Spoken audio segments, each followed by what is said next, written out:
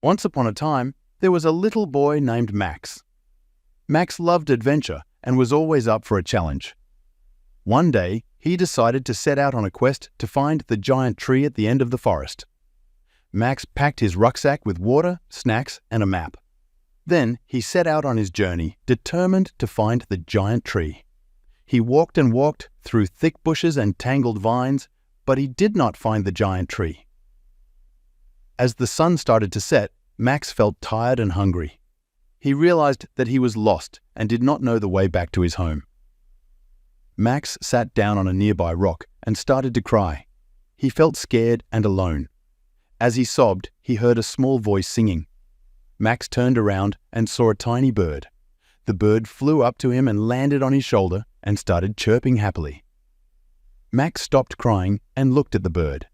Suddenly, he had an idea. The bird knew the forest well and could show him the way back home. He opened his map, and the bird started to hop around it, pointing to the correct direction. Max followed the bird, and soon he was out of the forest and on the way back home. He looked at the bird and thanked him for showing him the way home. The bird chirped happily and flew back into the forest. Max felt happy and relieved. He looked at his map and realized that the giant tree was still somewhere deep in the forest. He smiled and made a promise to himself to return to the forest someday and find the giant tree. Max realized that he didn't need to find the giant tree to be happy.